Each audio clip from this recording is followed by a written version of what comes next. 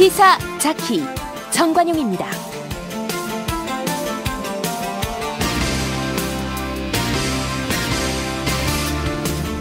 여러분 안녕하십니까? 정관용입니다. 국민들에게 충격을 안겨주고 있는 이 대법원의 재판 거래 의혹.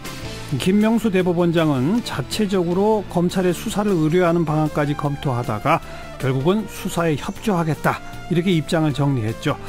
그 이전에 이미 여러 시민사회단체들에 의한 고발이 20여 건 있었고요. 그 고발들에 대해서 바로 내일부터 검찰의 고발인 조사가 시작됩니다. 첫 번째로 고발인 조사 받으러 가시는 참여연대 사법감시센터 임지봉 소장, 잠시 후에 연결해 보겠고요. 자, 7월부터 시행 예정인 그 주 52시간 근로제, 경총이 6개월 유예해달라, 이렇게 건의했는데 오늘 아침 당정청 회의에서 그 건의를 사실상 받아들였네요. 노동계에선 이 문제 어떻게 바라보고 있을지 전문가 의견 들어보고요. 오늘부터 매주 격주 수요일 새롭게 여러분께 선보이는 코너가 있습니다. 문화평론가 경희대 이태광 교수, 또 소설가 장강명 씨와 함께 다양한 사회문화 현상을 잡학하고 박식하게 얘기 나눠보는 시간, 이름하여 리엔장의 수요살롱인데요. 오늘은 혹시 TMI라는 줄임말 들어보셨나요? 네, 이 단어에 대해서 함께 수다를 좀 떨어보겠습니다. 잠깐 광고 듣고 시작합니다.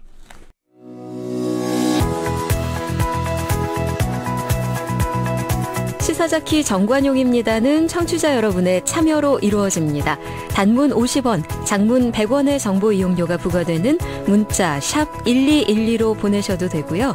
CBS 어플리케이션 레인보우로는 무료로 의견 남기실 수 있습니다. 아주 편리하게 방송을 다시 들으실 수도 있는데요. CBS 레인보우를 통해서도 가능하고요.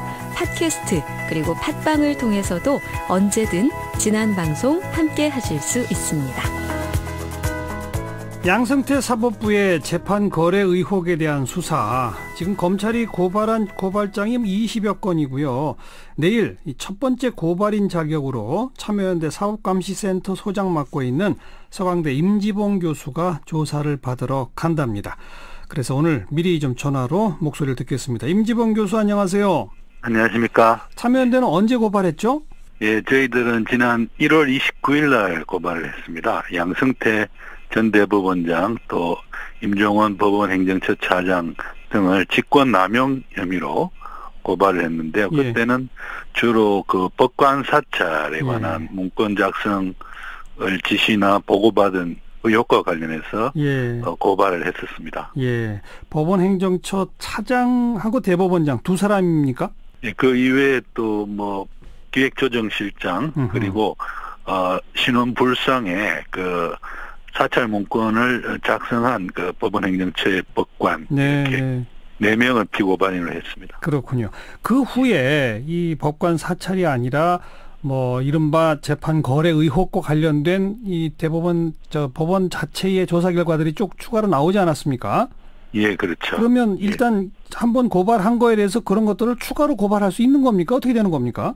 예, 추가로 고발을 할 수 있습니다. 네. 저희들은 제가 내일 가서 저희들이 1월 29일 날 고발한 건에 대해서 고발인 조사를 받게 돼 있는데요. 그렇죠. 거기 가서 그 이후에 대법원의 특별조사단에서 재판 거래 의혹과 관련한 부분을 많이 적은 그 3차 보고서가 나오지 않았습니까? 그렇죠. 그래서 3차 보고서에 있는 그런 재판 거래 의혹과 관련해서도 저희들이 구두로 추가 고발을 할 예정입니다. 고발인 조사 받으러 가서 그냥 구두로 해도 다 고발이 되는 거로군요. 그렇습니다. 네. 우선 그 3차 보고서 어떻게 보셨어요? 임지봉 교수는. 예, 그야말로 국민의 한 사람으로서 저도 뭐 재판을 어떤 그 거래 대상으로 삼을 수 있을 수도 있었다는 그런 의혹과 관련해서 좀 충격과 함께, 그래도 법원이라는 데가 우리 국민들이 억울한 일을 당했을 때 최후로 기댈 수 있는 언덕 아니겠습니까? 예. 법원에서 그런 재판 거래와 관련한 의혹이 터져 나왔다는 데 대해서 뭐 다른 어떤 기관의 의혹보다도 더 좀 심한 배신감을 느꼈습니다. 네. 그런데 뭐 양승태 전 대법원장, 또 지금 현재의 대법관들 뭐 이구동성으로 이런 그 재판에 관여하거나 흥정하거나 이런 건 전혀 없다라는 식의 그 발표를 하고 또 뭐 소위 재판 거래가 된 것처럼 쓰여진 이른바 뭐 BH 가서 청와대 가서 저 대통령 만나서 말씀 나눌 때 필요한 자료 보충 자료를 우리가 이 보고서 써드린 거 이런 건 그냥 일회성 자료일 뿐이다. 이런 식의 입장을 계속 밝히는데 어떻게 보세요? 근데 청와대 가서 그 일회성으로 환담을 나누기 위해서 준비한 그 말씀 자료 중에 만약에 판결에 대한 게 있다면 그렇게 그런 판결에 대한 내용을 환담의 소재거리로 삼아서는 안 되죠. 아하. 대법원장이 그 최고 권력자인 대통령과 이야기를 하면서 어떻게 그 재판을 그 환담거리로 삼을 수 있겠습니까? 그 재판과 관련한 당사자들한테는 사실은 그 일생일대 중요한 문제일 수도 있는 건데 그렇죠. 그에 대해서 대통령과 환담거리로 삼는다는 것도 있을 수 없는 일이고요. 또 그러한 것을 대통령과 이야기함으로써 앞으로 유사한 사건과 관련해서 대통령과 어떤 뭐 판결의 어떤 기준, 심 같은 것에 관한 의견 교환을 했다고 볼 여지도 있기 때문에 그렇죠. 그런 것은 대통령과의 그 환담거리로도 절대 삼아서는 안 되는 것입니다. 네. 그런데 이거 참 의혹은 정말 짙습니다만 정말로 이 재판에 뭐 대법관들이 영향을 미쳤느냐 아니면 대법원 전원 합의부로 뭐 회부하는 데에 청와대가 영향을 미쳤느냐 이런 것들을 구체적인 증거로 잡아내지 못하면 처벌 못하는 거 아닌가요? 그렇죠. 아무래도 이게 형사사건으로 갈 공산이 크기 때문에요. 그러니까요. 형사사건은 그 엄밀한 증거법칙이 적용되기 때문에 어떤 증거들이 나와야 될 것이고요. 그런데 사실은 이러한 재판거래 의혹이 담긴 문건이 나왔다는 자체가 국민들에게는 충격인 것이기 때문에 이것을 법원 자체 내부 문제로 돌리면서 자체적으로 해결하겠다든지 뭐 그렇게 나가는 것은 바람직하지 않다고 보고요. 무엇보다도 저희 참여연대는 지금 법원 특별조사단이 열어서 조사한 파일은 그 410개밖에 안 됩니다. 그것은 어떤 우리법 연구회라든지 이런 키워드를 넣어서 잡히는 파일만 연 거거든요. 그런데 그 키워드로 잡히지 않는 그러한 문건들 중에 재판 거래 의혹과 관련된 문건들이 있을 수가 있는 것이죠. 그리고 무엇보다도 양승태 대법원장이 이 시절에 이 문제가 터져 나오니까 법원행정처에서 24,500개의 파일들을 긴급 삭제했다고 합니다. 맞아요. 그렇기 때문에 이 검찰에 고발한 이유가 바로 그것입니다. 이런 파일들을 열어봐야 나머지 재판 거래 의혹과 관련된 그런 물증들도 나올 수가 있는 것이고요. 알겠습니다. 그래서 저희들이 그러한 성역 없는 철저한 그러한 파일 공개를 통한 수사를 촉구하는 의미에서 고발을 했고 이번에 내일 고발인 조사를 가게 돼 있습니다. 그래서 바로 어제 검찰이 대법원 측에 그 하드디스크 원본 제출을 요청했는데 법원은 뭐 신중히 검토하겠다는 입장을 밝혔습니다. 이게 근데 검찰이 이렇게 요청하고 뭐 신중히 검토하고 이럴 사안입니까? 이거 압수수색해야 되는 거 아닌가요? 어떻게 보세요? 그러니까 그 만약에 요청을 했는데 그러니까 임의 제출을 법원에서 안 하게 되면 아마 검찰 입장에서는 압수수색 영장을 청구할 수도 있죠. 그런데 영장에 대한 발부 권한은 또 법원이 갖고 있기 때문에 그러니까요. 사실은 뭐 검찰이 영장을 청구했다가 혹시라도 법원에서 또 영장 발부를 거부하게 되면 기각하게 되면 수사에 큰 차질이 올 수도 있는 것이고요. 그래서 사실은 이 사건에 지금 집중된 국민들의 이목, 관심을 고려한다든지 혹은 앞에 그 김명수 대법원장이 그 고발이나 수사 의뢰는 하지 않지만 수사 협조는 하겠다고 하지 않았습니까? 그랬죠. 그래서 그 수사 협조의 그 약속을 이행한다는 차원에서도 여러 가지 법원 행정처에 있는 그 파일들 특별조사단이 연 파일 이외에도 뭐 긴급 삭제된 그런 파일들이라든지 이런 것들도 그 자료를 임의 제출의 형식으로 검찰에 제공하는 것이 저는 바람직하다고 봅니다. 네. 너무 좀 앞선 질문일지 모르겠습니다만 예를 들어서 그 KTX 여승무원들 대법원에서 패소하지 않았습니까? 그래서 확정되지 예. 않았습니까? 근데 만약 그렇습니다. 검찰이 수사를 해서 그 재판에 예. 뭐 어떠한 위법 행위 그 불법적으로 개입된 직권남용 뭐가 있었다라고 하는 것이 입증이 된다면 그런 건 다시 재심할 수 있는 건가요? 그렇죠. 그 입증이 되고 어허. 그러한 그 외압으로 인해서 대법관들의 그 사건 재판과 관련한 결론이 바뀌었다라고 네.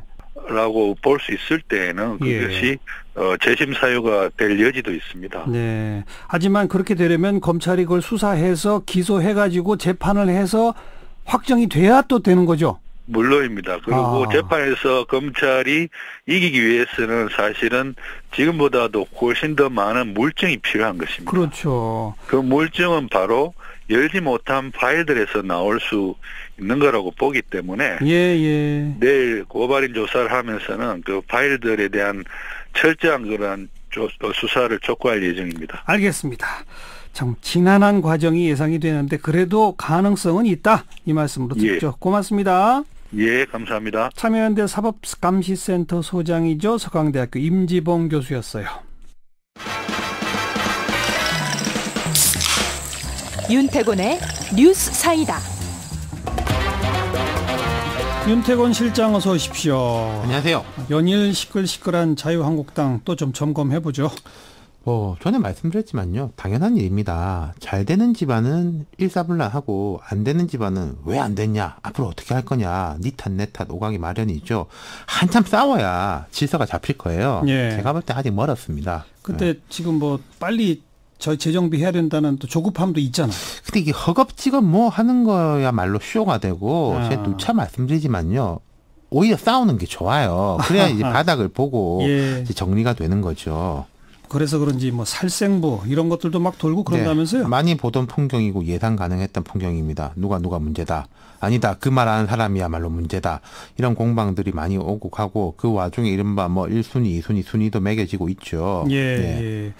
초반부에는 어쨌든 김성태 대표 권한대행이 키를 잡고 있는데 근데 좀 삐그덕삐그덕해요 아직도. 그렇죠. 이제 김성태 권한대행하고 이제 뭐 혼자는 아니고 주위에 좀 사람들이 있겠죠. 네. 당권파란 말이 적합한지는 모르겠지만은 어찌됐든 간에 키를 잡고 있습니다. 그리고 김성태 권한대행이 지금 뭐 권위와 힘을 강하게 갖고 있다라기보다는 나머지 사람들은 더 약하기 때문에 하하. 상대적으로 김성태 권한대행의 권위와 힘이 센 거죠. 예. 그리고 뭐 문자 파동 이건 뭐예요? 그러니까 어제 자유한국당 초선 의원 간담회가 열렸는데 박성중 의원 휴대폰 메모에 여기 홍보본부장 한 분인데 네. 뭐 친박 비박 싸움 격화 목을 친다 이런 등의 내용이 포함되어 있었는 게 기자 카메라에 잡혔다는 거죠. 네. 이게 뭐 일부러 보라고 들고 있었다 이런 음모론도 있는데 기자 카메라 앞에 일부러. 그렇죠. 네. 친박 중진들이 반발하고 있죠. 정우택 의원은 김무성 의원을 배우로 지목하고 있고 김진태 의원은 왜 나를 그렇게 미워하냐 뭐 이런 이야기도 하고 있고 친박들이 반박을 하고 있네요. 예. 계속 수습되기 어렵죠 아직은? 제가 볼 때는요. 김성태 권한대행이 그리는 그림대로 가게 될지는 잘 모르겠습니다. 근데 확실한 건요. 친박 중진 의원들이 주장하는 뭐 이제는 화합할 때 뭉쳐서 가자 이런 이야기는 절대 안 먹힐 겁니다. 예. 이완구 전 국무총리 얼마 전 인터뷰했더니 뭐 누가 누구 책임 묻고 그거 어떻게 하느냐 그냥 다 함께 가자 이런 얘기 하던데 그건 안 된다는 거고. 예, 그 과거 역사를 보면은 증명이 되는 거거든요. 네. 제가 여러 번 말씀드렸지만은 누구를 데려오는 게 문제가 아니라 잘라내는 게 문제라고 그랬잖아요. 예. 그런 면에서 보면은 자유한국당 입장에서 최근에 긍정적 흐름이 있어요. 어떤 거죠? 불출마, 예. 탈당 선언. 일단 불출마는 김무성 의원이 제일 처음 선언했고 그다음 배턴을 받은 게 장관 출신이지만 초선인 윤상직 의원이 배턴을 받았습니다. 네. 불출마 두 명의 컨셉이 재밌는 게 한 명은 중진이고 한 명은 박근혜 정부 장관 출신 초선, 예. 이른바 진박 초선이라고 불리는 사람이에요. 그렇죠. 이 두 방향에서 불출마 릴레이가 이어진다면은 효과 좀 있을 겁니다. 릴레이가 이어질까요? 아직 두 사람밖에 없는데. 그러니까 이건 뭐 안에서 밖에서 다 이게 있고 제가 듣기로는 중진급에서는 뭐 한두 명이 또 좀 재고 있다. 예. 시간을 보고 있다고 합니다. 그리고 탈당. 서청원 의원이 탈당했죠. 예, 이분이 이제 보면은 탄핵 직후부터 뭐 내보내야 된다 말아야 된다 임명진 비대위 때도 그렇죠. 그랬는데 버티고 있었지 않습니까? 그리고 그렇죠. 이제 홍준표 체제가 들어와가지고는 당원권 정지. 지금 치욕이거든요. 네. 팔선 의원의 이게 뭐 박근혜 정부를 만든 1등 공신이고 당에서 한번 나갔다가 이제 친박 연대라는 거 만들어가지고 다시 들어오고 예. 정말로 뭐 정치 한 뭐 몇 단은 되는 분인데 네. 이분이 이제 늦은 감이 있지만은 탈당을 하면서 친이 친박 분쟁이 끝없이 반복되며 한 발짝도 못 나가고 있는데 이는 역사에 기록될 비극적 도돌이표다. 이랬습니다. 이 말은 새길만 해요. 예. 그리고 사실 지금 뭐 친이가 어디 있겠습니까? 비박은 있겠죠. 예. 어쨌든 친박 중진이 이 테이프를 끊었다는 데서 의미가 있겠죠. 불출마와 탈당 릴레이 같은 게 좀 확산되는 조짐으로 가는지 이거 지켜볼 대목이 있다. 네. 이거죠. 이거 자, 앞으로 어떻게 되느냐. 네. 혁신 방향에 대해 가지고 다양한 층위의 반발이 있을 겁니다. 뭐 너는 죄가 없냐. 그렇죠. 너는 뭐 옛날에 뭐 박근혜 대통령 뭐 아니었냐. 예. 그런데 이른바 혁신 주도 세력이 여론의 지지를 얻기는 쉽지 않겠지만은 반발 세력은 여론의 분노를 살 가능성이 높아요. 그렇죠. 그냥 지지가 없는 게 아니라 예. 매를 더 맞는다는 거죠. 그렇다면은 지금 김성태 권한대행을 위시한 뭐 현재 제가 이름을 붙여서 당권을 가지고 있으니까 예. 이분들도 많이 상처를 입겠지만은 바깥에 지금 예비군들이 있는 거 아니겠어요? 남경필 전 경기지사 후보, 뭐 김태호 전 경남지사 후보, 누가 보더라도 어떤 방향으로 가더라도 이 사람들이 중책을 맡을 거다라고 보이는 사람들이 있어요. 예. 이 사람들한테 혁신의 키가 자연스럽게 넘어갈 수 있을 것이다. 지금 전면에 나선 이제 혁신파들은 좀 깨지는 한이 있더라도. 예. 그럼 이제 그 와중에 탈당, 불출마 혹은 뭐 자진 탈당 해가지고 우리끼리 만들자. 이런 정도가 돼야지 자유한국당 내부의 방향이 좀 보일 것이고 예. 그 다음에는 뭐 당 바깥 세력하고 뭐 연대를 어떻게 하느냐, 바른미래당하고 어떻게 하느냐. 그 다음 스텝이 될 겁니다. 한참 걸리겠네요. 그렇죠. 제가 볼 때 이런 게 빠르면은 올 연말, 늦으면은 뭐 한 내년까지는 이어지지 않을까. 근데 제가 저 자유한국당에 하나 권유하고 싶은 게 바른미래당도 유사한 상황인데 오늘 비대위에서 저기는 이야기를 했어요. 원구성 협상이라든 이런 데는 조속히 협조하겠다. 그래야죠. 저는 자유한국당도 그 정도 선언을 해주는 게 예. 괜찮다고 생각합니다. 아니, 선언이 아니라 실제로 해야죠. 예. 원구성에 협조해야죠. 그 국회 일도 해야 되고요. 그러니까요. 예. 네. 수고하셨습니다. 감사합니다. 윤태권 실장이었어요.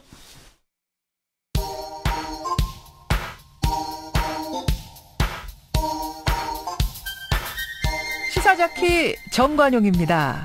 여러분은 지금 CBS 라디오와 함께하고 계십니다.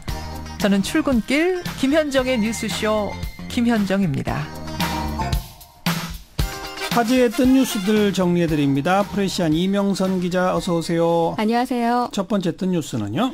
오늘 복지로와 아동수당 이 두 개의 단어가 하루 종일 뜬 검색어였는데요. 네. 아동수당 신청 첫날이었기 때문입니다. 접속이 폭주하면서 오전에는 이 복지로 홈페이지와 앱이 일시적으로 지연되는 일까지 발생했습니다. 오후 3시 이후 이 사이트들은 모두 정상화된 상태입니다. 예. 온라인 신청 외에 오프라인 신청도 가능한데요. 신청서, 신분증, 통장 사본을 가지고 주민센터를 방문하면 됩니다. 9월달 안에만 신청하면 첫 수당인 9월분, 즉 아동 한 명당 10만 원이 지급됩니다. 예. 이게 누가 신청할 수 있는 겁니까? 현재 신청 대상자는 198만 가구 253만 명에 달하는데요. 예. 0세에서 5세 아동이라는 연령 기준을 충족한다고 해서 누구나 또 받을 수 있는 것은 아닙니다. 만 6세 미만 아동 가운데에서 부모가 고소득층인 4.8%는 제외됩니다. 아하. 복지부는 만 6세 미만 아동을 키우는 부모와 보호자는 개별적으로 소득 인정액을 계산하지 말고 일단 신청을 해달라라고 말하고 있는데요. 일단 신청을 하면 복지부가 고소득층만 일부 제외한다. 이거군요. 그렇습니다. 예. 수급 여부에 대한 결정이 60일 이내에 내려지고 조금 복잡하다고 하더라도 90일 이내에는 나온다고 합니다. 네. 다음 뉴스는요.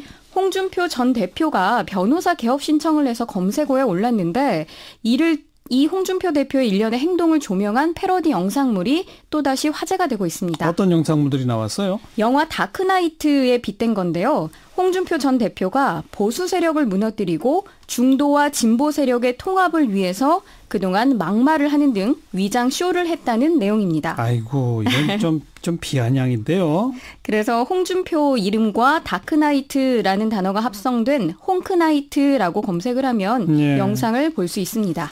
그러니까 지금 자유한국당 또 보수 진영이 이번 선거에 참패한 걸 홍준표 전 대표의 공이다 이런 식으로 인식하는 그런 거군요. 그렇습니다. 뭐 일종의 희생자이자 영웅이자 이런 식의 약간 조롱 섞인 영상물인 건데요. 예. 이 홍크나이트 영상에는 홍준표 전 대표의 사퇴를 아쉬워하면서 제작한 것이다 이런 설명이 덧붙어 있습니다.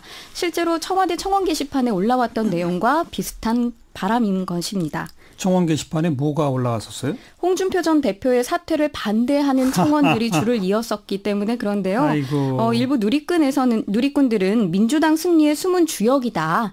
잊지 않겠다. 당신의 사퇴를 반대한다라는 의견을 피력하기도 했습니다. 네. 자, 다음 또 소식은요. 삼성이 자사 에어컨 실외기 냉각핀인 콘드가 불량이라고 인정해놓고도 소비자에게 유상 AS를 요구해 논란입니다. 이 콘드가 불량이 되면 가스가 새서 에어컨에서 찬바람이 잘 나오지 않는다고 합니다. 그런데요. 삼성전자는 이렇게 최근 에어컨에서 찬바람이 나오지 않는다라는 신고가 다량 접수가 되자 여름을 앞두고 사전 점검 서비스를 해주겠습니다. 이렇게 전화를 한 다음에 예. 콘드 교체값을 요구하는 식으로 사건을 무마하고 있는 겁니다. 아니 에어컨에서 찬바람이 안 나오면은 에어컨이 제 기능을 못 하는 건데 그러면 이거 전면 무상 수리해 줘야 되는 거 아니에요? 그러게 말입니다. 그럼에도 불구하고 이 사전 점검 서비스라는 미명으로 얼핏 들으면 소비자들에게 혜택을 주는 것 같거든요. 하지만 실상은 딴판인 거죠. 예. 에어컨 수리 전문가들은 2009년부터 콘드를 동이 아닌 알루미늄으로 만들면서 부식이 생겨서 가스가 새는 경우가 종종 있다고 말하고 있는데요. 그럼에도 LG전자나 대우위니아 같은 그 동종 업계에서는 알루미늄 콘드를 쓰고 있지만 결함 문제가 불거진 적은 없는 것으로 알려졌습니다. 예. 삼성전자 본사 측은 에어컨 콘드 결함은 없다고 일축하며 이번 사태가 수리기사들과의 소통 문제에서 비롯된 해프닝이라는 입장입니다. 콘드 결함은 없다고 본사가 입장을 밝혔다고요? 그렇습니다. 근데 콘드 비용을 콘드 교체 값을 요구해요? 예, 원래는 한 30만 원 정도 출장비 외에도 추가로 든다라고 알리면서도 어허. 서비스 기간이니까 5만 원만 내세요. 이런 식의 실제 영업이 이루어지고 그게 있다는 중요한 겁니다. 게 아니라 근데 아무튼 점검 기술자가 와서 콘드 교체 값을 요구한다면서요. 그렇습니다. 그런데 삼성전자 본사는 콘드 결함은 없다고 주장한다면서요. 네. 이건 좀 바로잡아 볼 필요가 있네요. 우선. 자, 마지막 뉴스는요. 학교 인근에 뮤비방이 성행하고 있다고 하는데요. 뮤비방? 네. 이게 뭐예요? 노래방 설비에 영상 제작 기능을 추가한 노래와 뮤비가 결합된 뮤비방입니다. 아, 뮤직비디오 만들 수 있는 방 이런 거군요. 그렇습니다. 예. 학교 반경 200m 내에는 원래 노래방 운영이 제한되어 있는데 이 허점을 파고든 일종의 변종 영업 방식인 셈입니다. 아하. 교육환경 보호에 관한 법률에 따르면 학교 정화구역 내에 노래 연습장 영업은 불법인데요. 해당 구역에서 노래방 영업을 하기 위해서는 청소년에게 유해하지 않다는 사실을 지역위원회로부터 인정받고 교육감에게 허가까지 받아야 하는 등 굉장히 복잡합니다. 예. 그런데 이 뮤비방은 음반, 음악, 영상물 제작업으로 분류가 되어 있어요. 예. 그래서 단순히 구청에 신고만 하면 영업할 수 있습니다. 예. 이렇게 간단 신고 후에 도우미를 부른다던가 불법으로 주류를 판매한다든가 아이고. 하는 식으로 계속해서 학생들에게 어떤 나쁜 영향 그리고 금지된 행동을 알겠습니다. 촉발할 수 있는 방식으로 영업을 해서 문제가 되고 있습니다. 이름만 그렇고 사실은 술 파는 노래방이다. 그렇습니다. 문제네요. 수고하셨어요. 감사합니다. 프레시안 이명선 기자였어요. 시사잡기 1부 마칩니다. 잠깐 뉴스 들으시고 7시 5분 2부에 다시 뵙죠.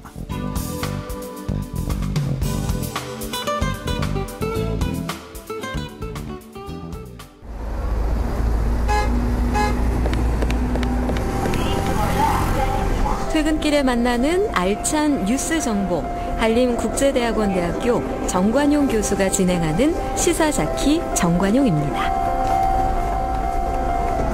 다음 달부터 이 개정된 근로기준법을 적용해서 이 상시 근로자 수 300명 이상 사업장이나 공공기관 주 52시간 근로시간을 준수해야 하죠. 그런데 경총이 당장 시행 어렵다, 유예기간을 달라 이렇게 요구했고요. 당정청이 논의를 해서 시행을 늦출 수는 없다. 하지만 이 단속과 처벌을 올 연말까지 유예한다. 이렇게 결정해서 사실상 경총의 요구를 수용한 셈이죠. 자, 노동계는 어떻게 보고 있을까? 또 이거 바람직한 방향인지 한울노동문제연구소 소장이시죠? 성공회대학교 하종강 교수를 연결해 봅니다. 하 교수님 안녕하세요. 네, 안녕하세요. 예, 이번 결정 어떻게 보십니까? 예, 지금 먼저 이야기하고 싶은 게 있는데요. 예. 예, 주 52시간으로 단축됐다고 자꾸 표현하잖아요. 그렇죠. 근데 이렇게 줄어들었다기보다 이게 주 68시간으로 부당하게 늘어났다가 지금 정상으로 회복되는 거거든요. 예, 정상화일 뿐이다. 예. 예, 우리가 주 40시간제가 도입된 지가 한 14년쯤 전인데, 네. 이때부터 10여 년 동안 일주의 노동시간을 52시간으로 본다. 예. 이런 법률 해석에 이견이 전혀 없었어요. 10년 이상 동안을. 예. 그랬다가 이제 박근혜 정부 들어선 뒤에 노동시장 부족의 이야기 나오면서 갑자기 68시간을 볼 수 있다. 이런 행정 해석이 나왔던 거거든요. 그렇죠. 또 예. 그 기간 동안을 기업이 사실 혜택을 본 겁니다. 예, 예. 그러다가 다시 52시간으로 돌아가는 거니까 예. 예, 이게 지금 마치 노동자들이 큰 혜택을 입는 것처럼 보는 것은 잘못된 시각이에요. 네. 예, 그래요. 정상화이긴 합니다만. 기업에서 이렇게 요구하는 것은 좀 심하게 표현하면 불법 행위를 한 6개월 정도도 할 수 있게 유예해달라 이런 요구나 마찬가지인 거거든요. 근데 그 요구를 받아들였잖아요. 정부와 여당이. 네, 받아들이면서 사실 강력히 처벌을 요구하는 제3자가 있거나 피해자가 있으면 형사처벌을 피할 수는 없는데 노동부가 이제 행정기도 하면서 적극적으로 처벌하지는 않겠다 이런 예. 약속을 한 거죠. 예. 그러니까 이번 조치가 의미가 있으려면요. 6개월 뒤에 똑같은 상황이 안 돼야 돼요. 그러니까 6개월 후에는 반드시 아주 강하게 처벌한다. 이렇게 돼야 되는 거죠. 6개월 동안 기업이 준비를 많이 해야 됩니다. 근데 하 교수님 표현에 따르면 기업이 그동안 하던 불법 행위를 6개월 더하게 해달라라고 한 것을 정부가 그래 그럼 봐줄게라고 한 것. 이건 비판받아야 되는 거 아닌가요? 지난 최저임금도 사실 임금체계 문제이고 이것도 임금체계 문제거든요. 예. 근데 아마 정부 내부에서 문재인 대통령의 최저임금 1만 원 공약이라든가 소득주도 성장이라든가 이런 게 과도하게 좀 좌클릭된 거 아니냐 이런 시각이 있나 봐요 요즘. 예. 그래서 참 우려스러운데 총리가 이야기한 것도 그렇고 하여튼 기업의 걱정을 예. 상당히 많이 받아들였고 경제 지표가 워낙 또 최근에 나쁘게 나오니까 특히 고용 지표. 예. 고용 지표뿐만 아니라 다른 경제 지표도 별로 좋은 게 별로 없잖아요, 지금. 그렇죠. 그래서 예. 기업의 걱정을 정부가 좀 과도하게 수행한 게 아닌가 이런 느낌은 듭니다. 네. 6개월 사이에 기업도 충분히 준비해야 할 것이다라고 하셨는데 뭘 어떻게 준비해야 될 것 같습니까, 그러면? 이제 주 52시간 이상을 일할 수 없게 된 거잖아요. 네. 노사가 합의해도 불가능한 거거든요. 예. 그러니까 노동자 입장에서도 자기가 주 52시간보다 더 일하고 싶어도 이제 할 수 없게 된 겁니다. 네. 그러면 실제로 회사 안에 업무가 계속 존재하는 한 사람이 더 필요할 수 있어요. 그렇죠. 예, 그리고 업종별 특성도 상당히 다양해서 예. 건설업 같은 경우에는 무슨 새벽 6시부터 밤늦게까지 일하는 경우도 많고 예. 아마 기업은 대부분 그런 경우에 비정규직을 많이 또 고용하려고 할 겁니다. 네. 가능한 한 정규직으로 고용하는 쪽으로 가야 되고 이제 한국 경제가 기업이 이제 그 정도의 부담은 감당할 수 있는 단계가 아닌가 이렇게 본 거죠. 큰 그림은. 그런데 예를 들자면 지방에 있는 또 뭐 사람이 별로 많이 다니지 않는 버스 노선 같은 경우에 근무하고 있는 분들 주 52시간 지키려고 그러다 보면은 배차 간격을 아예 그냥 지금 한 10분, 20분 간격이 오던 걸 거의 30분, 40분 간격으로 늘려버리고 이런 식으로 하는 행동들도 벌어진다거든요. 이런 건 어떻게 봐야 됩니까? 버스는 그동안 특례업종이었어요. 그래서 이번에부터 적용을 받게 된 거거든요. 그러니까요. 그거는 아마 작년 7월 달에 경부고속도로에서 광역버스가 승용차를 투입받았을 때 그 버스 운전기사 노동시간이 하루 18시간이었다. 이게 이제 널리 알려지고 나서 인식이 되면서 아마 이 버스는 이번에 포함이 된 것 같아요. 예. 근데 버스도 이 공공성이 상당히 강한 사업 분야니까 국민들도 왜 우리의 세금이 그런 데 쓰이냐 이렇게 의구심 가질 것이 아니라 버스 노동자의 소득을 보장하고 또 국민들은 생활에 불편이 없는 방향으로 지원을 좀 해야 될 겁니다. 그런 업종은. 지원이 들어가야 한다, 추가로. 예, 그리고 사실 정부가 지원 대책을 마련하지 않은 건 아니에요. 예. 방금 이제 건설 노동자 예로 들었고, 제가 이제 버스 노동자 예로 들었고, 이처럼 직종별로 워낙 상황이 다양해서, 게다가 또 많은 노동자들은 아니 나는 뭐 조금 더 추가로 일을 하더라도 이 월급을 더 받는 게 좋다. 지금 이미 많이 받고 있는데 일을 못하게 해갖고서 월급이 깎인다. 이건 안 된다라고 반발하는 노동자들 뭐라고 하실래요? 그래서 지금 이제 정부의 국회 쪽에서 나온 자료도 보면요. 대략 월 임금 평균이 37만 원 정도 줄어들 것이다. 그러면 이제 평균 11.5% 정도라는 거거든요. 그렇죠. 정규직은 한 대략 10.5%, 비정규직은 더 많이 줄어들어서 17.3% 정도 줄 거다. 이런 데이터가 나오긴 했습니다. 사실 그동안 기본급만 받고 살아도 정상적인 생활이 가능했어야 그게 바람직한 거예요. 한국 기본급만 받으면서도 살 수 있을 만큼 달라는 임금 이상 요구가 높아질 수 있어요, 당연히. 그래서 그런 진통을 겪겠지만 기본급 비중이 높아지는 쪽으로 우리가 바뀌어야 하는 거니까 언젠가 한 번은 넘어야 할 산이지요, 이건. 그런데 그 진통 과정에서는 기업은 일 못 시키니까 사람은 추가로 뽑아야 되지만 안 뽑고 비정규직 그냥 쓰고, 노동자들은 나 일 더 하고 싶은데 못하게 하니까 오히려 또 정부를 향해 불만 털어놓고, 정부는 가운데 끼어서 이러지도 저러지도 못하고, 이 진통 잘 넘길 수 있을까요? 비슷한 경험을 과거에 했었거든요. 그 40시간제가 도입될 때. 14년 전, 그때도 난리 났었거든요. 이거 갑자기 주 5일 근무제로 바뀌게 되면 큰일이다. 근데 그때는 근로기준법 개정하면서 부칙에 어떤 조항이 있었냐 하면, 이 주 5일 근무제가 도입되면서 노동시간이 주 40시간으로 정착되면서 노동자의 임금 총액이 감액되지 않도록 기업은 대책을 마련해야 한다. 이런 조항이 근로기준 부칙에 있었어요. 그래서 우리가 그걸 견디고 넘어왔잖아요. 이번에는 그런 조치까지 법에 명시하지는 않은 거거든요. 어떻게든 이 진통을 겪어서 임금체계 개편과 근로시간 단축 그리고 고용 창출 이 세 토끼를 다 잡아야 되는군요. 그리고 기업들도 요즘 이제 보면 기업 컨설팅 하는 회사 쪽에서는 벌써 유연적 노동시간제, 탄력적 근로시간제, 제한근로시간제 이런 걸 충분히 활용하자 이런 지침들이 계속 나오고 있으니까 법을 위반하지 않는 범위 내에서 그런 것들을 완충작용할 수 있는 제도를 활용하면서 차츰차츰 정착해야죠. 지금 말씀하신 유연근로제, 탄력적 근로제라고 하는 게 그러니까 어떻게 한다는 겁니까? 뭐 어떤 특정한 일이 많을 때는 뭐 한 10몇 시간씩도 일해도 그다음에 또 휴일을 더 주고 이런 건가요? 이건 새로 도입할 필요도 없이요. 지금도 탄력적 근로시간제, 선택적 근로시간제, 재량 근로시간제는 이미 도입돼 있어요. 근데 지금 기업이 이걸 이제 활용하고 있는데 이걸 좀 더 활용하고 싶어 하겠죠. 예를 들어서 탄력적 근로시간제는 노사가 합의하면 3개월 동안 평균 노동시간이 주 52시간을 초과하지 않으면 어떤 달에는 그걸 초과해서 시킬 수 있고 연장 근로수당도 발생하지 않는다.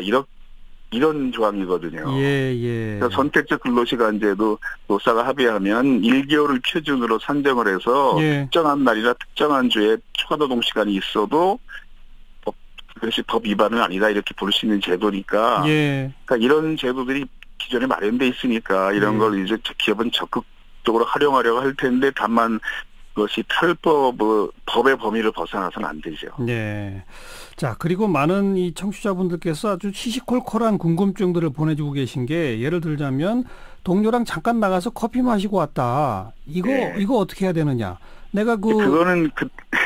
그건 그동안 법률적인 해석이 이제 판례가 있어요. 그래서 물을 마신다든가 담배를 핀다든가 이걸 최소한 기호행위 이렇게 표현하고요. 법률적으로.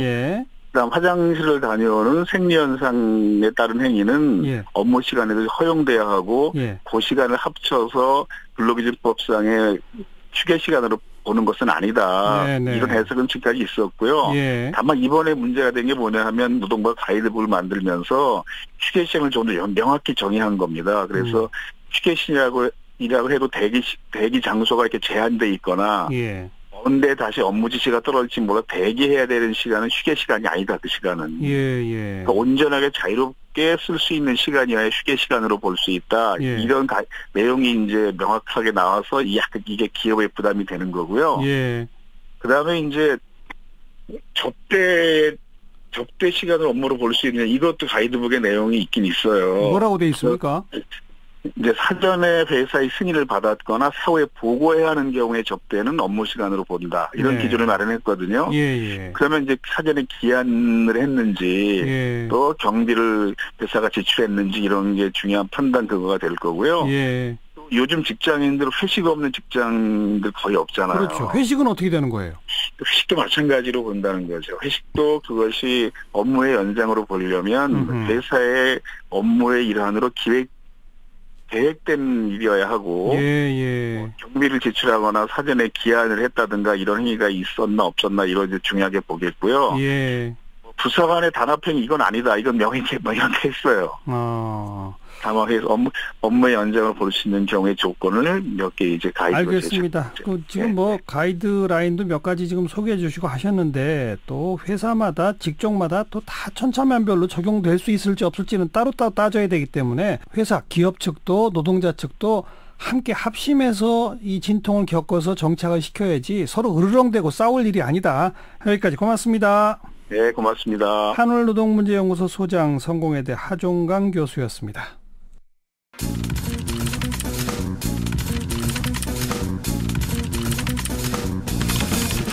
김민아의 시사 위키. 김민아 기자 어서 오십시오. 안녕하세요. 오늘의 시사 위키 첫 번째 항목은요. 얼마 전에 가상화폐 거래소 해킹당한 뉴스를 전해드렸는데 또 비슷한 얘기입니다. 국내 최대 거래소인 빗썸이 해킹당했다는 소식 지금 화제죠. 네, 피해 규모가 어느 정도예요? 지금 350억 원가량이다 이렇게 얘기가 나오는데 지난번 이제 그 코인레일 거래소 사고 때 400억 원보다는 적은 숫자인데 최근 들어서 거래소들이 연이어 이제 해킹을 당해서 이제 그게 문제라는 거죠.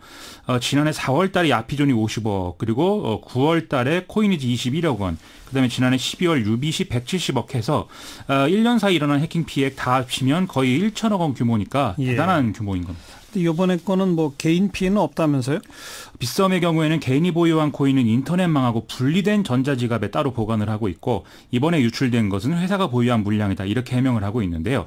그런데 또 우리가 뭐 삼성증권도 못 믿는 판에 빗썸을 어떻게 믿냐 뭐 이런 여론이 또 인터넷에 있는 게 또 사실입니다. 예. 더군다나 이번 사태로 가상화폐 가격이 일제히 급락을 하면서 간접적인 피해에 노출된 사람들 원망이 지금 높은 상황입니다. 삼성증권도 못 믿는데 빗썸을 어떻게 믿느냐. 그런 얘기들 하더라고요. 그러다가 뭐 배후설도 나온다면서요?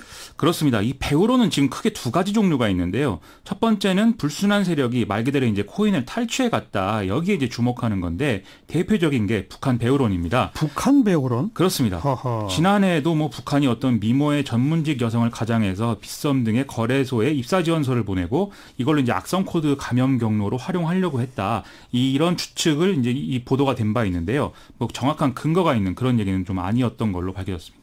첫 번째가 북한 배후론이고 두 번째는요? 이 이제 빗썸의 자작극 아니냐 뭐 이런 얘기인데요. 자작극? 그렇습니다. 이 해킹 사건이 일어나면 가상화폐 가격이 폭락하기 때문에 실제로 폭락을 했거든요. 그걸로 저가 매수를 노리고 있는 세력이 있다. 그리고 그걸 스스로 하는 게 제일 쉽기 때문에 결국 자작극 아니냐 이런 얘기인 건데 지금 빗썸이나 이런 대형 거래소의 경우에는 서버가 이제 고장나는 경우가 있는데 그 서버가 고장만 나도 자작극이다 뭐 이런 얘기가 계속 나오는 상황입니다. 자작극도 북한 배후론도 다 확인된 바는 아닌 거죠? 그렇습니다. 근데 뭐 계속 이렇게 해킹 피해를 당하는데도 계속 뚫리나 봐요. 뭐 대비가 안 되나 보죠? 이 대형 거래소의 경우에는 ISMS 인증이라는 보안 체계를 의무적으로 구축하게 돼 있고 빗썸이 바로 이 대상에 들어가는 거래소인데요. 예. 5월 내에 ISMS 인증을 받도록 추진하겠다. 빗썸이 이렇게 밝힌 바가 있는데 아직까지 이루어지지 않고 있는 상태라고 합니다. 왜 아직까지 안 됐어요?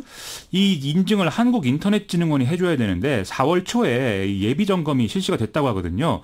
그런데 당시에 준비 상태가 부족해서 이걸로는 뭐 인증을 하기가 어렵다라고 해서 빗썸이 이제 재신청을 준비 중인 상황이었다고 하는데 이 준비가 부족했던 이유, 복잡한 기술적인 얘기를 빼면요, 결국은 돈 문제였다고 합니다. 그러니까 비용이 많이 들어서 제대로 준비를 못했다 이런 그런 거죠. 상황이죠. 예. 그러다가 350억 지금 해킹 피해를 당했다 이런 거 아닙니까? 그렇습니다.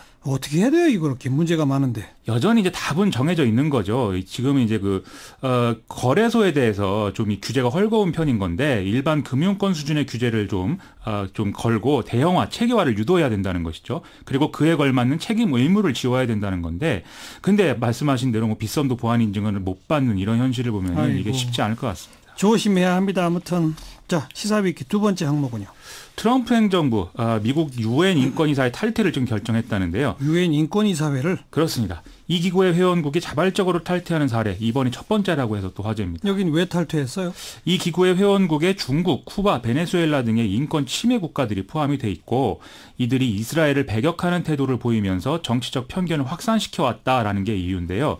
때문에 인권 침해 국가들을 이사회에서 제명하지 않으면 우리는 탈퇴가 불가피하다 이런 얘기입니다. 미국은 과거에 2006년에 유엔 인권이사회가 출범할 때도 비슷한 이유로 참여를 거부한 바 있는데요. 당시에 유엔 주재 미국 대사가 존 볼턴이었죠. 네. 유엔 인권이사회 탈퇴 말고 여기저기서 탈퇴한 거 많죠, 미국이? 그렇습니다. 유네스코도 탈퇴하고요. 또 세계 기후변화 협정도 탈퇴했었는데 맞아요. 이게 결국은 다 미국에 당장 도움되지 않는 일에는 돈 안 쓰겠다 이 얘기 아니겠습니까? 이른바 일방주의인 건데 특히 이번 조치는 이 대사관 이전 이후에 이스라엘의 입지에 또 힘을 실어주는 이런 거라는 점에서 선거 앞두고 미국 내 기독교 복음주의자들의 지지 획득을 위한 행보가 아니겠느냐 이런 해석이 가능한 대목입니다. 네. 아무튼 인권이사회까지 탈퇴한다. 물론 뭐 핑계를 대긴 했습니다만 그럼 인권보다는 정치 경제적 이득을 더 앞세우겠다 이렇게밖에 해석이 안 되네요. 그렇습니다. 요즘에 또 그렇게 봐야 되는 어떤 사안이 있는데 이게 불법 이민 아동 격리 문제 이게 또 화제죠. 예. 트럼프 행정부 지난 4월부터 미립국자 가운데 어른은 이제 기소를 위해서 구금을 하는데 아동은 이제 보호시설에 수용하는 강제 격리를 이제 시행하고 있습니다. 이것 때문에 지금 미국 내 여론이 심각한 상황이죠. 그렇게 어른과 아이를 떼어놓아야 한다는 이유는 뭡니까? 미립국자를 100% 기소하는 무관용 원칙을 지금 실시하겠다 이것 때문인데요. 그 전까지는 이 미립국자가 아이와 함께 있을 경우에는 일단 석방을 해준 다음에 재판에 넘기도록 그렇게 되어 있었습니다. 왜냐하면 18세 미만 아동은 연방 감옥에 가두지 않도록 되어 있기 때문인데요. 예. 문제는 이렇게 이제 분리된 아동들의 경우에 열악한 임시보호소에 지금 집단 수용이 되어 있는 상태고 재판이 끝나도 부모를 못 찾는 경우가 종종 발생한다는 거거든요. 아하. 특히 이 점에 대해서는 국경순찰대가 이 아이들이 울고 있는 그런 상황에 대해서 뭐 여기 마치 오케스트라 같다. 지휘자만 있으면 뭐 완벽하다. 이런 좀 비아냥되는 이 얘기를 하는 녹음 파일이 또 공개가 돼서 더 이제 여론이 악화된 바가 있죠. 이렇다 보니까 공화당 소속 주지사들까지 이건 아니지 않느냐 이렇게 얘기하는 상황이 이어지고 있습니다. 뭐 트럼프 대통령의 부인인 멜라니아 여사까지도 이건 문제 있다고 했다면서요. 그렇습니다. 법은 준수해야겠지만 가슴으로 다스리는 것도 필요하다. 이렇게 직접적으로 좀 비판을 했는데요. 예. 뭐 영부인도 할 말은 한다. 이거 아니겠습니까? 그런데 또 워낙 여론이 안 좋으니까 트럼프 행정부의 좀 출구 전략 이렇게 볼 여지도 있는 것 같습니다. 애초에 이런 극단적인 이민 정책을 이제 실시하는 이유가 백인 노동자층의 반이민 정서를 이용하기 위해 한 일 아니겠습니까? 그렇다 보니까 트럼프 대통령이 직접 이제 일방적으로 물러나는 모습을 보이긴 곤란하다 이런 거고 최소한 영부인이 말린다 뭐 이런 핑계라도 갖추자는 거 아니겠느냐 이런 얘기인 거죠. 그럼 이제 제도를 바꾸는 식으로 간다 이건가요? 공화당 하원 의원들이 먼저 지금 이민법 개정안 발의 작업에 착수를 했다는데요. 트럼프 대통령도 이 공화당 하원 의원들하고 비공개 회동을 하면서 이 법안이 통과되면 승인하겠다. 즉 이제 그 거부권 행사 안 하겠다. 이런 얘기를 했다고 합니다. 예. 그런데 민주당과 협의가 잘 될 거냐? 이건 지금 알 수가 없는 상황입니다. 민주당은 이거 법 개정을 좋아하는 거 아닌가요?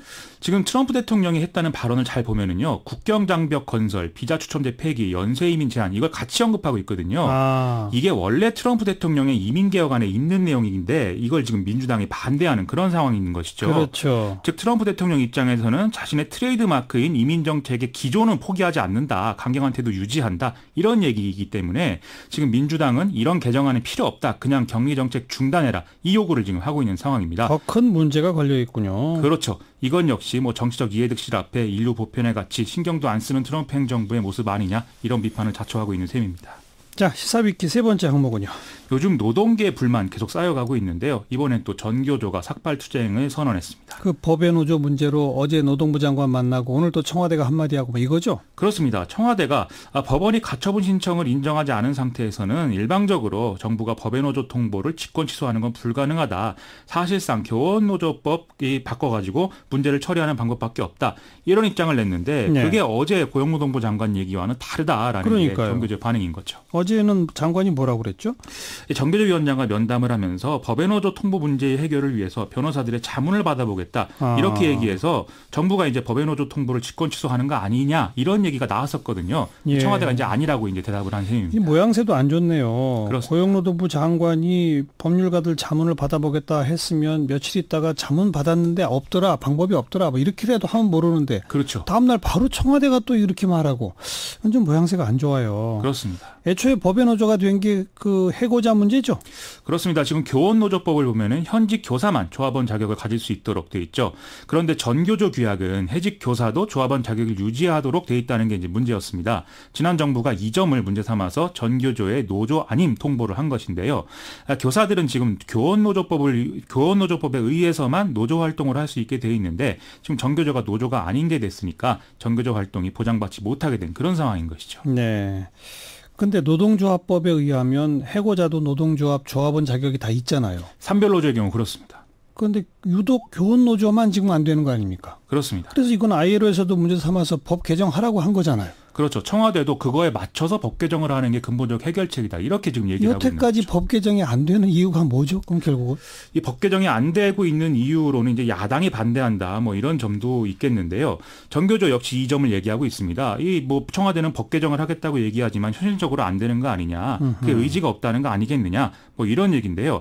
어쨌든 오늘 청와대 답변이 전교조 요구와 맞지 않는 부분이 있는 것도 사실이기 때문에 이 갈등을 키우기보다는 좀 조정할 방법을 하루빨리 찾는 게 중요할 것 같습니다. 수고하셨습니다. 고맙습니다. 김민아 기자였습니다.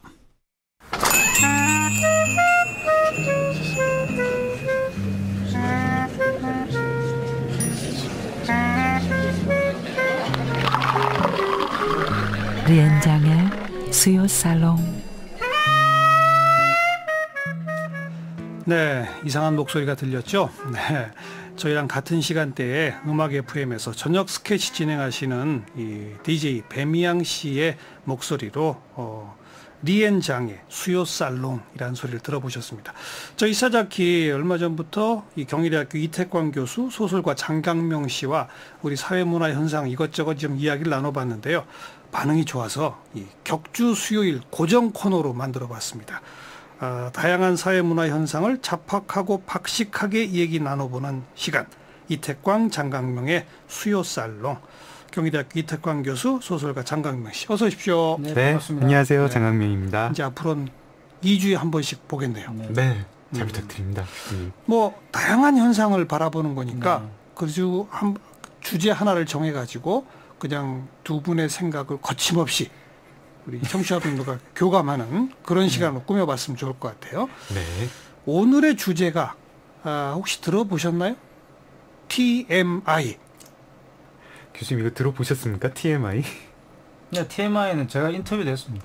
맞다. 제가 몇 달 기사 전에 검색하니까 나오더라고요. 했던 것 같고요. 네. 처음에는 이제 기자분이 여쭤봤을 때 저는 이제 저한테 TMI는 스리 마일즈 아일랜드 원자력 발전소 사건 있잖아요. 그게 뭡니까?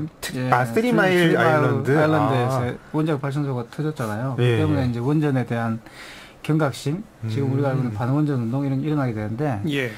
이제 그런 그걸 생각했죠 처음에는. 그런데 이제 TMI가 또 그거 말고 최근에 이제 인기를 끌고 있는 놀이입니다. 놀이 TMI가.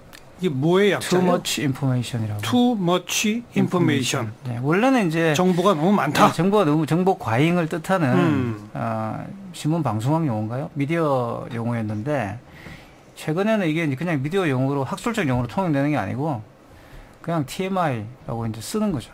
놀이가 됐다고요? 네, 그렇죠. 예를 들어서 뭐 술자리 같은 데서 너무 제가 이제 장강명 씨에 대한 시시콜콜한 이야기, 장강명 씨가 뭐 어디 가서 이빨을 했다라든가 어느 치과를 다닌다든가 또는 예를 들어서 학교 다닐 때 뭘 좋아했다든가 이런 것들 시시콜콜하게 내가 이야기를 하면 TMI라고 하는 거예요. 쓸데없는 거 이제 알고 싶지도 않은 걸 자꾸 가르쳐 주는 거죠. 저희 코너 자체가 TMI겠네요. 괜찮네. TMI 살롱. TMI 살롱? 이름 좋다. 장강명 씨는 처음 들어봐요? 저는 처음 들어봤는데 제 아내가 이제 유학 생활을 했거든요. 아내 얘기로는 그 영미권에서 좀 젊은 사람들이 쓰는 말이라고 하더라고요. 약간 뭐 이런 뉘앙스로 누가 뭐 그쵸. 자기 애기 얘기 너무 많이 한다든가 뭐 자랑한다든가 할 때 뭐 TMI 뭐 이런 약간 비꼬는 뉘앙스로 쓰는 말이에요. 그러니까 내가 별로 듣고 싶지 않은 이야기를 상대방이 장광설을 늘어놓을 때 네. TMI야 그러면 말 그만해 이런 뜻이란 말인 거죠. 그렇죠. 뭐 약간 핀잔 주는 그런 뉘앙스. 원래 이제 우리나라 말에도 있습니다. 그러니까 이런 용어가 있긴 있어요. 안물안궁이라고 있어요. 안물안궁. 저는 TMI 번역을 하고 보는데 안물안궁이 최근에 이제 TMI 밀려가지고 안 물어봤어, 안 궁금해. 네, 그런 거 물어보고 싶지도 않고 궁금하지도 않아 이런 뜻인데 안물안궁이라는 말이 있었는데 TMI라는 말이 요즘 이걸 밀어내고 조금 대세가 된 것 같아요. 안물안궁이 더 나은데요? 그러게요. 근데 좀 있어 보이는 느낌이 이제 TMI가 왠지 영어 단어에다가 뭐 얕자고 하니까 좀 더 있어빌리티라 그러죠, 그런 거. 있어빌리티. 그러니까 최근 이제 젊은 세대들은 특히 어린 세대들, 10대들 같은 경우는 영어에 아무래도 익숙하니까 이 TMI가 사실 미디어에도 많이 나옵니다. 미국 드라마에도 많이 나오기 때문에 그래서 많이 쓰게 된 것 같아요. 그러니까 이미 영미권에서는 오래전부터 사용되던 용어고 우리한테도 안물안궁이라고 하는 것이 있었는데 그렇죠. 요즘 이게 새로운 놀이로까지 확산된다? 그렇죠. 이제 이게 처음에는 제가 말씀드렸지만 약간 저널리즘 이런 데서 너무 많은 정보를 줬을 때 이제 중요한 정보가 묻혀버리잖아요. 이제 그런 것들을 우려하는 하나의 현상을 지적하는 말이었는데 최근에는 이게 이제 그냥 놀이가 돼가지고 약간 이제 상대방을 약간 귀찮게 만드는 그런 걸로 쓰는 거죠. 그리고 또 이제 뭐 가볍게 너무 이제 심각하게 쓰는 건 아니고. 아니 상대방을 약간 핀잔 주는 거라고 좀 아까 장강명 씨가 그랬는데 상대방을 귀찮게 만든다는 건 뭐예요? 그러니까 이제 TMI를 통해서 상대방을 이제 괴롭히는 장난스럽게 이제 괴롭히는 거죠. 예를 들어서 뭐 이명박 전 대통령 지금 뭐 감옥에 계시지만 그분의 그 생일과 결혼 기념일과 당선일이 같아요. 12월 19일인가 그래요. 그래 그게 같다든가 뭐 이런 정보를 알려주는 거죠. 그러면 이제 아니 그 누가 궁금하냐 그게 알아서 뭐 하냐 이제 이런 거예요. 쓸모없는 이제 정보, 가치값이 없는 정보를 가르쳐 주면서 마치 이제 생색내듯이 이야기하는 것. 근데 이게 이제 놀이가 되었을 때는 말 그대로 그냥 이제 상대방을 약간 이제 고의로 괴롭히면서 장난치는 같은 분위기를 줄 수가 있는 거죠. 주로 SNS에서 뭐 그렇게 사용자들이 젊은 사용자들이 시시콜콜하게 이런저런 별로 무슨 의미가 있는지는 모르겠지만 뭐 잠깐 눈길 끄는 정보 이렇게 얘기하면서 TMI 놀이다 하는 것 같은데 아까 우리가 얘기한 TMI랑 이 TMI 놀이는 조금 다른 현상에 같은 이름을 붙인 것 같더라고요. 아까 거는 이제 뭐 사람과 사람과의 관계에서 좀 서구화되고 개인주의화 되면서 조금 거리두기를 하고 싶어하는 그런 마음이 담긴 것 같고요. 그렇죠. 사실 안물안궁이라는 말도 신조어잖아요. 그렇죠. 그 전까지 한국 사회에서 어떤 인간관계라는 게 상하관계가 아니면 만약에 이제 대등한 관계면 무조건 가까운 게 좋다. 으쌰으쌰한다. 뭐 한마음이 된다. 이런 거 좀 강조하는 분위기였는데 요즘 개인주의가 좀 퍼지면서 그렇지는 않잖아요. 그리고 이 정도까지 가까운 사이 우리 아니잖아. 그리고 이 정도 좀 거리 좀 지켜주고 싶잖아. 뭐 이런 얘기인 것 같고 TMI 놀이는 제 생각에는 조금 다른 것 같아요. 그거는 약간 뭐 일본의 문학평론가 중에 아즈마 히로키라는 사람이 오타쿠들이 어떤 문화를 소비할 때 뭐 데이터베이스 소비라고 자팍 이제 서사 없는 어떤 자질구레한 지식들을 이렇게 읽고 습득하면서 즐긴다. 이런 용어로 부른 적이 있었는데 저한테는 좀 그렇게 보이더라고요. 딱히 서사가 되지는 않는데 자질구레한 잡학들을 이렇게 쌓아놓고 뭐 이런 것도 있다라는 식으로 즐기는 거. 요즘 뭐 지대널야 글쎄 그거는 조금 다른 것 같긴 하지만 뭐 알쓸신잡 이런 것도 좀 그런 일환인 것 같고요. 어떻게 보면은 옛날에 우리가 퀴즈 프로그램 같은 거 많이 봤지 않습니까? 그렇죠. 네, 그런 때 있었던 현상이 인터넷 오면서 퀴즈 프로그램들이 싹 사라졌다가 이런 식으로 좀 부활한 거 아닌가 뭐 그런 생각도 얼핏 들더라고요. 네. 저는 근데 여기에 기본적으로 말씀하신 것처럼 이제 서사화되지 않는 잡학에 대한 이제 그런 것이 있는데 맹조주의가 저는 있다고 봐요.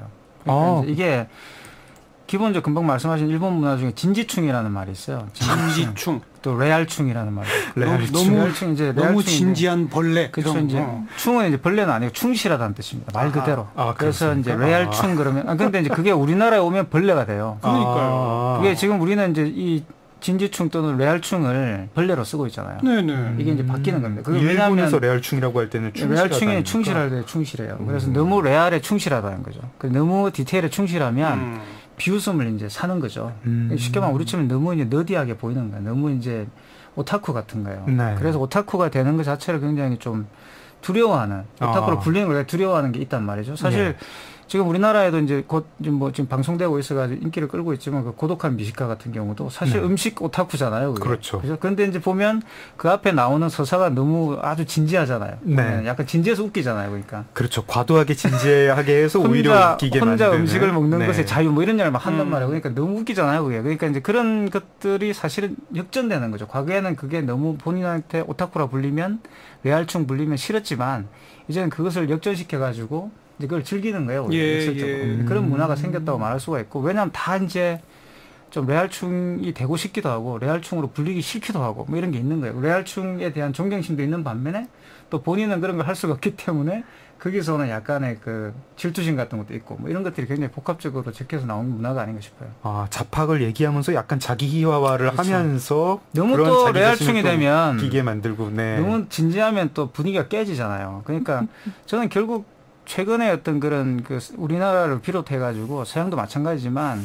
이 사회 코드가 행복인 것 같아요. 행복. 그러니까 항상 즐거워야 되고 항상 좋아야 되고 그러니까 SNS 같은 게도 결국 자기의 즐거운 모습을 보이는 거지 거기에다가 자기의 슬픈 모습을 계속 게시하게 되면 사실 친구들이 끊겨 나갑니다. 그죠? 항상 즐거운 걸 보여줘야 되고 그죠? 그런 게 있잖아요. 그러니까. 저는 지금 교수님 말씀을 듣고 나니까 얼핏 생각이 나는 게 이게 이제 사람과 사람과의 관계에서 좋은 거, 자기한테 재밌는 것만 이제 골라서 취할 수 있잖아요. SNS에서는. 그런 영향도 좀 있지 않나 하는 생각이 들어요. 주로 이렇게, TMI라는 게 사람 얘기하는 경우가 많던데, 뭐, 김정은이라든가, 뭐, 아이돌, 뭐, 이렇게 멤버라든가 얘기를 할 때. 김정은하고 나이가 같은 사람들은 누구 쫙 막 나오죠. 그런 거죠. 예. 그런 게 TMI. 네. 어떻게 들어도 궁금하세요, 근데? 전혀 궁금하지 않죠. 근데 자꾸 가르쳐 주는 거예요. 너가 아느냐. 그러면 사실 그게 이제 금방 장경민 선생님이 말한 그런 지식에 대한 약간 희화화도 있는 거예요. 그러니까 이게 쓸데없는 지식인데 근데 마치 그걸 막 이야기하면은 있어 보이잖아. 이게 근데 최소한 소음은 아니지 않습니까? 이제 SNS에서 보게 되는 대부분의 정보는 소음인데 네. 소음은 조금 벗어난 것 같고 어느 정도 지식 수준은 그렇죠. 한 줄짜리 지식은 되는 건데 그게 뭐 서사까지 이어지는 어떤 맥락 있는 지식은 아니고 그냥 단편적인 지식인데 그런 거를 이제 백과사전 훑어보듯이 데이터베이스 소비를 하면서 특히 사람에 대한 거 중에서 이제 좀 그래도 좀 유명 인사 셀럽들이라고 하는 사람들에 대해서 내가 좀 그런 얘기를 들으면 가까워지는 것 같고 네. 이 연예인들의 사생활과 관련된 각종 뒷담화 있잖아요. 네. 근데 그런 게 옛날부터 있어 왔지 않습니까? 네. 근데 요즘은 이제 그런 것도 일종의 이 TMI의 하나로 이게 치부가 되는 것 같더라고요. 원래는 이제 이게 역시 제가 말씀드렸지만 오타쿠 문화와 관련이 있는데 이제 팬덤이라는 것이 결국은 이제 오타쿠 문화가 집단화된 거라 볼 수가 있죠. 그런데 이제 이 팬덤은 실질적으로 한 연예인을 대상으로 하는 거잖아요. 한 셀럽을 대상으로 하는 거잖아요. 그죠? 네. 그러면 이 팬덤, 이 집단 내에서는 서로 경쟁이 일어납니다. 내가 자기들이 섬기고 있는 이 셀럽 또 아이돌을 얼마나 잘 알고 있는가. 내가 더 많이 알아. 경쟁을 하게 돼 있는 거예요. 그렇죠. 별별 희한한 걸 다 알게 되는 거예요. 그래서 뭐 걔가 어디 가서 뭐 어느 편의점에 가는 줄 아느냐부터 시작해가지고 이런 것들을 이제 막 전시하게 돼요. 그 게시판에다가. 그게 이제 바깥으로 나오면 그 팬덤 밖에 있는 분들은 좀 이상하잖아요. 그렇죠. 저런 걸 왜 알아야 되지라고 생각하는. 이제 거기에 대한 약간의 쉴드가 있는 거예요, 그게. 약간 이제 사실 우리가 이런 걸 하지만 우리도 이런 게 웃기다는 걸 알아라고 이제 한마디 해주는. 예. 그러면서 한번 이제 자기들을 이렇게 워싱을 하고 가는 거죠. 뭐 그렇기도 하고 그런 것도 분명히 있을 테고요. 팬덤 안에서는. 그러니까 팬덤 전체적으로는 자기가 좋아하는 그 대상에 대해서 어떤 면들을 알면서 더 가까워진다고 생각을 하는 것 같아요. 누구 주량이 얼마고 신발 사이즈가 그렇죠. 얼마고 잠버릇 얼마고.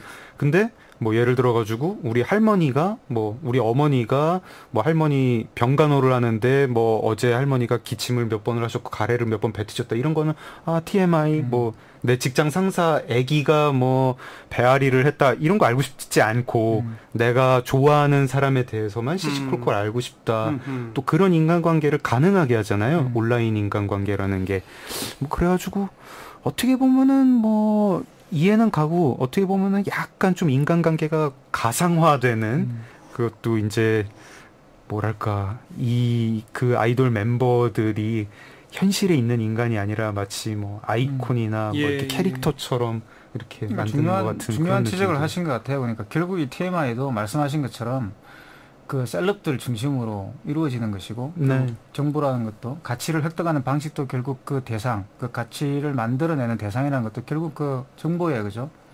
어떻게 이제 연료되어 있는가 대단히 중요한 그 지위를 반영하는 것이라는 거죠. 그랬을 때 결국 TMI라는 것도 소외를 이제 보여주는 거라 볼 수 있는 거죠. 관계에서 소외를 보여주는 거고. 그러니까 어떤 셀럽 같은 경우는 정보가 굉장히 가치가 있지만 내 주변 사람들에 대한 정보라는 것은 별로 가치가 없는 어떻게 보면 상당히 슬픈 현실이죠. 그러니까 그런 초상을 보여준다고 말할 수도 있겠네요. 근데 또 한편에서는 이 셀럽들에 관한 정보는 넘쳐나지만 그 얘기를 하는 사람을 향해서도 난 그거 별로 알고 싶지 않아. TMI야.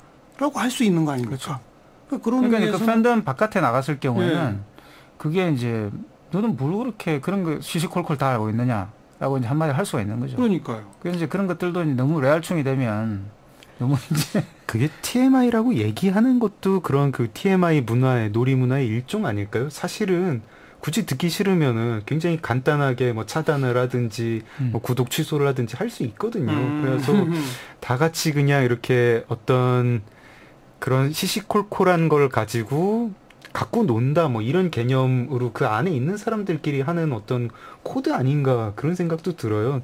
제가 그 속에 있기 때문에 뭐 그 속에 있지 않기 때문에 그 속내를 잘 모르겠지만 갑자기 두 분 얘기를 듣다가 생각나는 게 이게 이제 예컨대 직장 내에서의 상하관계와 같은 권력관계가 반영돼 있다고 했을 때 네. 이런 거 있잖아요.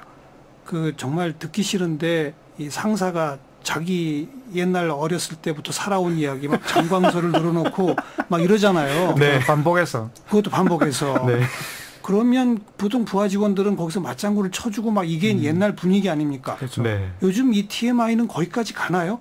직장 상사가 하는 그런 얘기도 그게 이제 원래 저희 이제 듣고 싶지 않아요. 이렇게 그게 할 수 안물 있나요? 안궁이었어요. 그게 안물 안궁이고 물론 이제 그 자리에서 바로 상사에게 안물 안궁입니다 이렇게 말하지는 않겠죠. 뒤에서 이제 뭐 SNS에서 그냥 뒷담화로 이제 이렇게 할 것 같고요.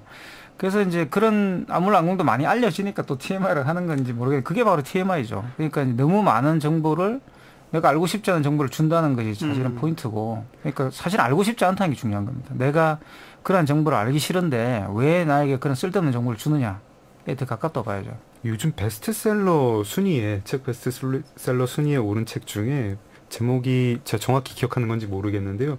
무례한 사람에게 웃으면서 대처하는 방법? 맞아요. 뭐 이런 책이 있더라고요. 정문정 작가님이 쓰신 건데 이게 약간 그런 거에도 좀 관련이 있지 않나 싶습니다. 그러니까 상하관계에 있는 사이에서 한국어 사용자들이 흔히 뭐 상대방의 사생활을 이렇게 쑥 들어가가지고 물어보는 거 이제 요즘 젊은 세대들 굉장히 기겁하죠.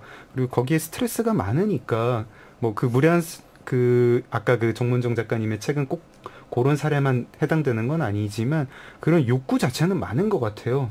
그렇게 무례하게 나를 대하지 말고 어느 정도 거리를 지켜달라 이런 요구가 있는 것 같고 아직까지 뭐 오프라인에서 그런 거 당당하게 얘기할 수준은 아니겠죠. 하지만 조금씩 바뀌는 것 같긴 합니다. 네, 대체로 정보 과잉 시대라고 하는 시대적 배경, 그 다음에 공동체보다는 개인주의화로 옮겨가는 시대적 배경, 또 SNS를 통해서 온갖 정보가 빠르게 유포되고 또 특히 동료의 사람들끼리는 빠르게 그 정보를 공유하는 어떤 사회적 환경 이런 것들이 함께 맞물리면서 나타난 현상이라고밖에 말할 수가 없을 것 같고 또 한편에서는 그래도 궁금하면 언제든지 찾아보면 나와 이런 것들을 반영하는 세태의 모습이기도 하고 저희 이 TMI로 끝날 뻔했던 이야기에 서사를 입혀주시네요.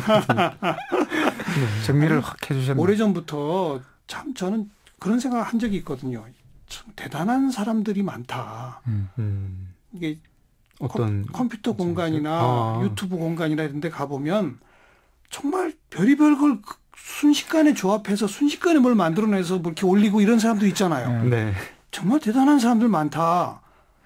그만큼 이제 인터넷에 정보가 많이 올라와 있다는 겁니다. 그러니까 저는 그래서 이 추세는 아주 점점 더 강화되겠죠. 그러니까 과잉 접속이라는 말도 있는데 결국 이게 SNS라든가 인터넷이 없으면 이제 나타날 수 없는 현상이잖아요. 과거처럼 이렇게 사람들이 접촉하는 시간이 굉장히 오래 걸리는 시기였다면 이런 일은 있을 수가 없겠죠. 예. 그러니까 빨리 정보를 취합해서 서사화해낼 수 있는 그런 시기가 됐기 때문에 또 그런 것에 포섭되지 못하는 그런 속에 들어올 수 있는 정보들은 또 이제 쓸모없는 취급을 당하고 이러다 보니까 이런 현상이 발생한다고 말할 수 있겠죠. 뭐 한 10년 전쯤에 자기들끼리 잉여 문화라고 하던 거에 좀 그렇죠. 후손인 것 같긴 한데요. 그게 뭐 그냥 놀이로서 뭐 나쁘진 않은 것 같은데 또 뭐 약간의 기우가 있다면 노파심이 있다면은 그게 혹시 현실에서 지금 뭔가 좌절을 하거나 기회가 없어가지고 에너지가 거기에 쏠리는 거는 아니었으면 좋겠다. 아하. 이런 마음도 좀 있습니다. 딴 거 할 일이 없어서 뭐 직설적으로 얘기하면 그렇습니다. 그런 잡학이라도 모으고 보자.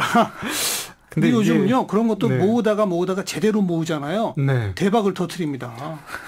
그런 대박이 좀 많은 사회가 되면 그러니까요. 좋겠어요. 예, 어쨌든 온라인 공간이라는 게 생겼고 그게 놀이터 역할을 하는데 거기서 또 뭐 이런저런 실험이 나와가지고 뭐 그게 뭐 꼭 사업이 돼야 된다는 게 그렇죠. 아니라 어떤 뭐 운동이 될 수도 있겠고 뭐 그랬으면 좋겠습니다. 서로 막 비아냥거리고 뭐 이렇게 의미 없이 에너지를 소진하다가 끝나지는 않았으면 좋겠고요. 근데 뭐 그렇게까지 걱정하고 있지는 않습니다. 뭐 걱정할 일은 아니잖아요. 이게 네. 특별히 이게 무슨 사회적인 사회악이 된다든지 그런 건 아니지 않습니까? 그리고 오히려 이제 이거는 문화적인 변동을 보여주는 거죠. 예. 한국에서 이제 과거에는 그 옆집에 숟가락 몇 개고 그죠 시시콜콜한 거 다 알아야 된다고 생각했던 그런 문화에서 사실 뭐 그렇게 많은 시간이 그런 건 아니지만 한국 사회가 얼마나 급격하게 변화하는지를 보여주는 현상일 수 있죠.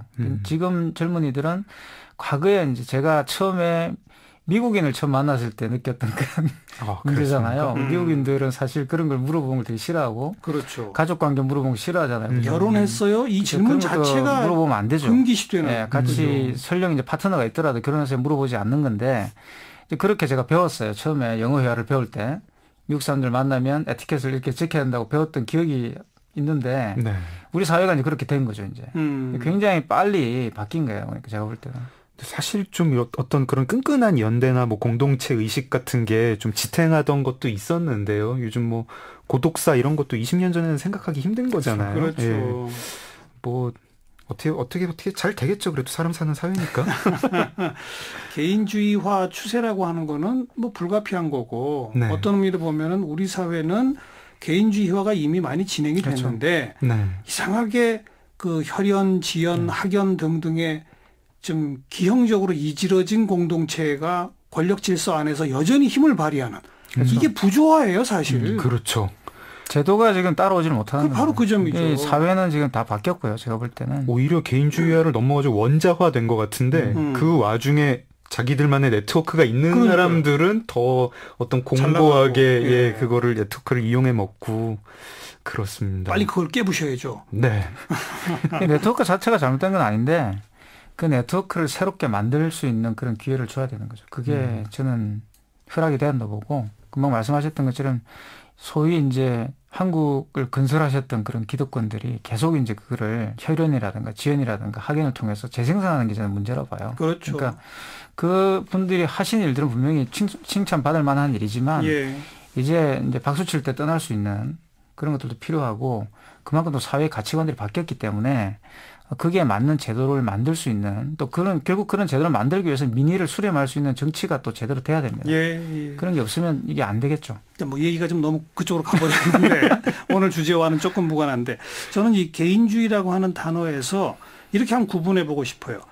이게 개인주의가 개인의 관점에서 본 개인주의와 사회의 관점에서 본 개인주의가 분명히 다르다고 생각합니다. 어떤 개인의 관점에서 본 개인주의는 그냥 나의 자유.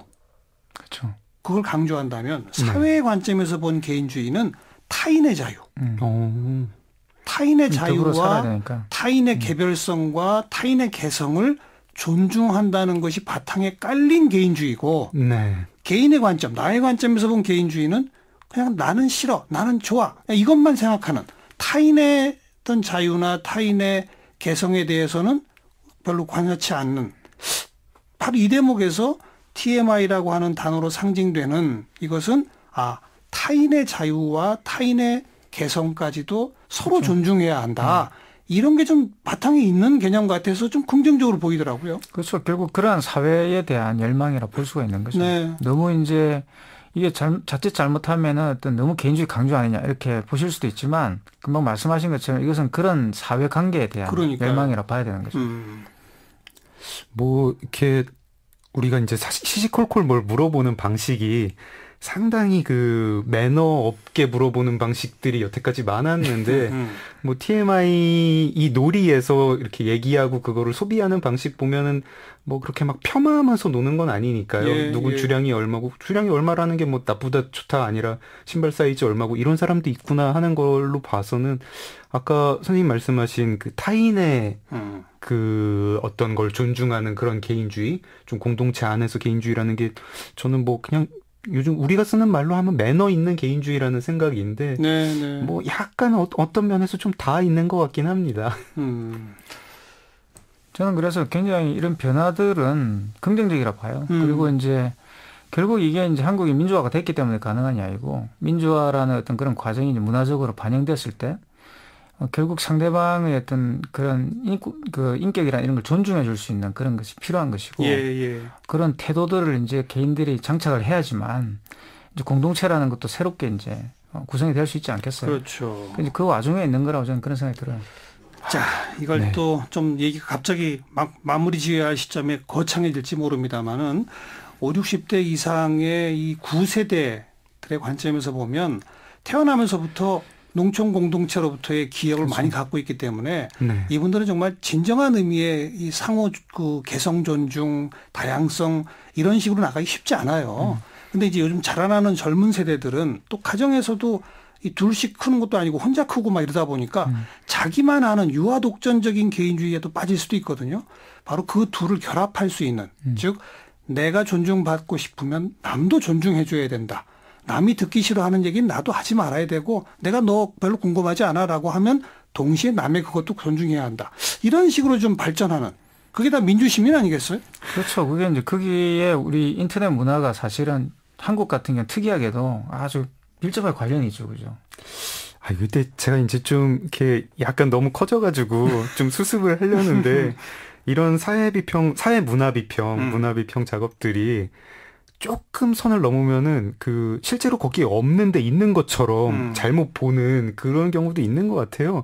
저는 TMI 문화라는 게 뭐 그렇게까지 막 어떤 진지한 건 아닌데 민주화 이런 것까지 이제 벽지를 보고 거기서 뭐 구름 같은 거 지나가는 거 보고 그게 뭐 강아지 모양이다, 벽지 보고 저거 꽃 모양이다 막 이렇게 착각하는 경우 있잖아요.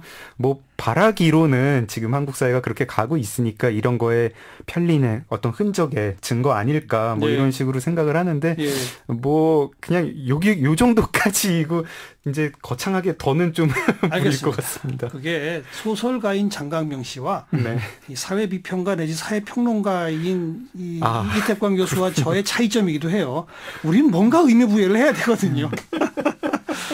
이렇게 나중에 오늘 소설에서 잔뜩 의미 부여하겠습니다. 이렇게 오늘 첫 번째 시간 이태광 장강명의 이태광 수요살롱 시간에 TMI라고 하는 주제를 가지고 수다를 좀 떨어봤습니다. 오늘 두 분 고맙습니다. 재미있었습니다. 감사합니다. 고맙습니다. 시사잡기 오늘 여기까지입니다. 내일 다시 뵙죠. 안녕히 계십시오.